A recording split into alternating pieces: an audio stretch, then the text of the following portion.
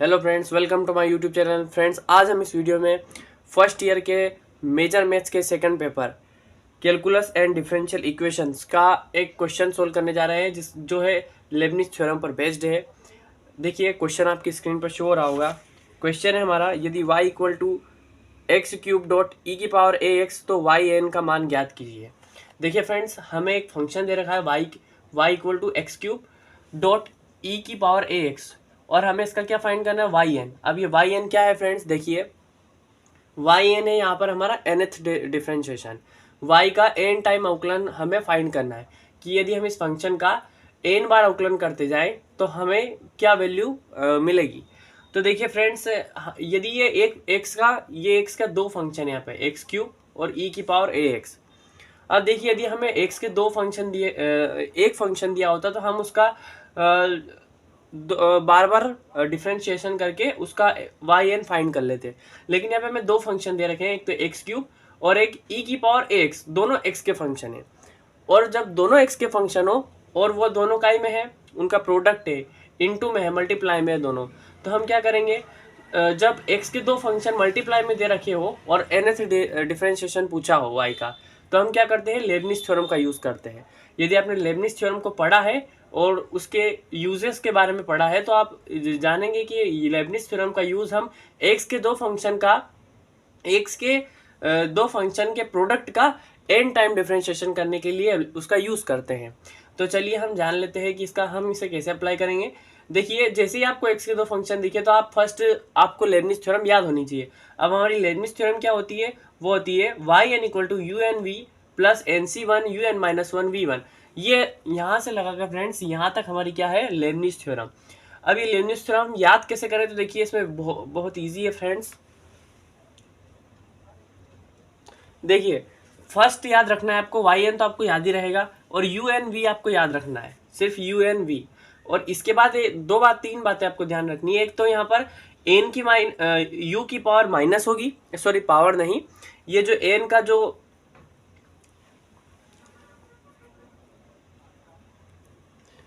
N time differentiation हुआ है, ये एन क्या होगा, कम होता जाएगा, n minus one, n minus two, n minus three, ये माइनस में कम होता जाएगा। और जो v है उसकी पावर बढ़ती जाएगी, v1, v2, v3, v4। देखिए फ्रेंड्स, और ये जो nc यहाँ पे 1 है तो nc 1 हो जाएगा। यहाँ पे ये nc 0 है फ्रेंड्स, जो उसको मैंने नहीं लिखा है, उसकी वैल्यू 1 होती है तो मैंने नहीं लिखा है और 1 से स्टार्ट करा है। nc 1, nc 2, देखो यहाँ पे 2 बड़ा है, 2 कम हुआ है और यहाँ पे nc 2 आया है। nc3 un minus three v3, nc4 un minus four v4। अब फ्रेंड्स देखिए, ये होती है लेबनिज थ्योरम। हम इसे और आगे भी लिख सकते हैं लेकिन इस क्वेश्चन में हमें 4 तक ही लिखनी है। अब ये हमें कैसे पता चलेगा, देखिए फर्स्ट हमें मान लेते हैं u और v। तो इसमें से हम u से मानेंगे, सॉरी v उसे मानेंगे हम जिसका डिफरेंशिएशन करना सरल हो, यानी कि जिसका अवकलन करने पर हमें 0 मिल सके। तो देखिए यहाँ पर हम एक्स क्यूब का अगर v मानते हैं तो v equal to x cube और इसका डिफरेंशिएशन करेंगे एक्स क्यूब का, तो क्या हो जाएगा, ये एक्स की पावर n वाले फॉर्मूले से खुलेगा।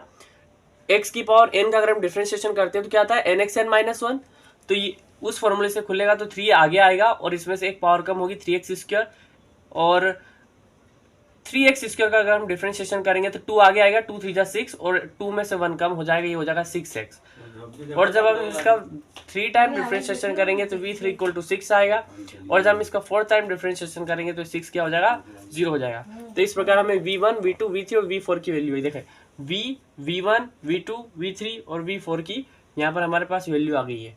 तो फ्रेंड्स देखिए, अब यहाँ पे 4 टाइम क्यों लिखा है हमने इसको, इसकी 5th टर्म तक ही क्यों लिखी है, क्योंकि यहाँ पे देखिए v4 0 है। तो जब अब v4 0 हो जाएगा तो ये यहाँ से खत्म हो जाएगी और इतना ही हमारा आंसर आएगा, इसलिए हमने लेबनिज थ्योरम को इतना लिखा है। अब देखिए हमें v लेट कर लिया है, v हमने मान लिया है।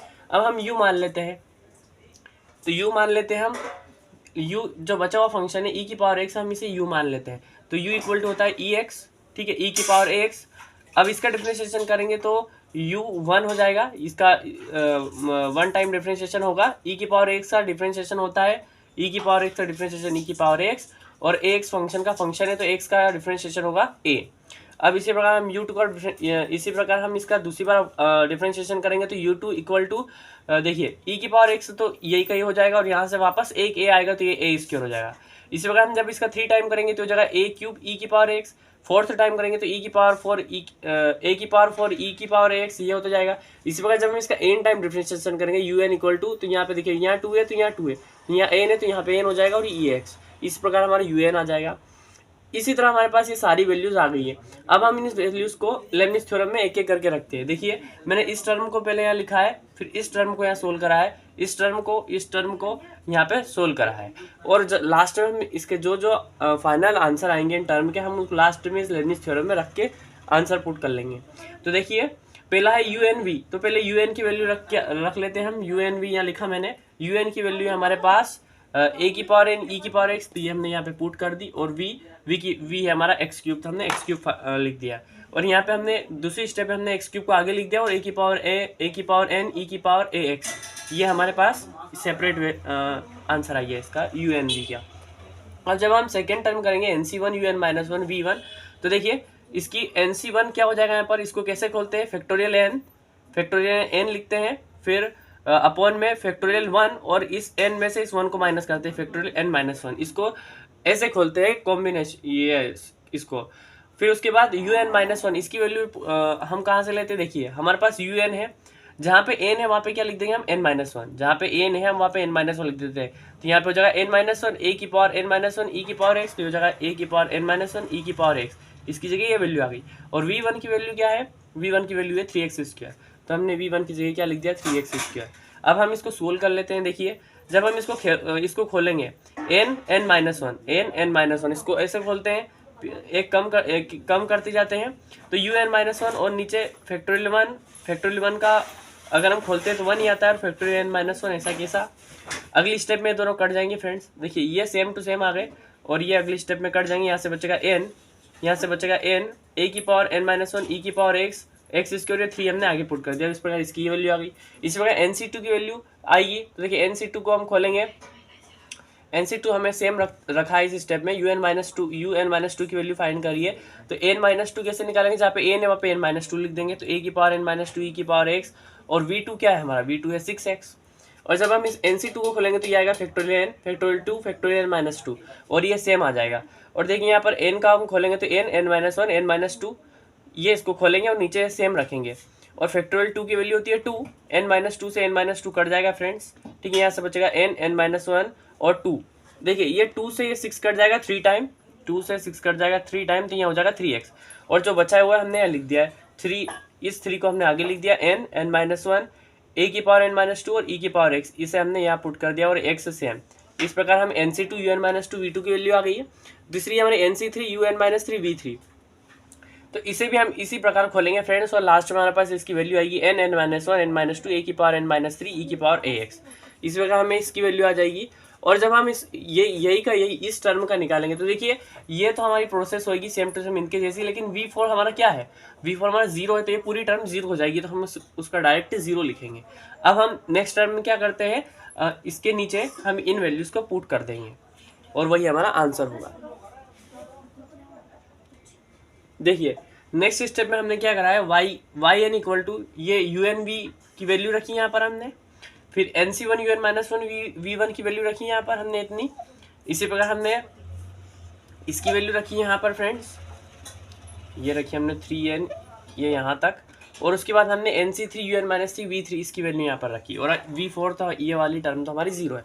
यही हमारा आंसर आएगा फाइनल आंसर। यदि आप चाहे तो इसमें से e की पावर x और e की पावर x कॉमन ले सकते हैं और वही आपका फाइनल आंसर होगा। आई होप फ्रेंड्स आपको ये लेबनिज़ थ्योरम पर बेस्ड क्वेश्चन समझ आया हो। यदि आपको क्वेश्चन समझ आया हो तो वीडियो को लाइक करें, वीडियो को शेयर करें और चैनल को सब्सक्राइब करें। Thank you.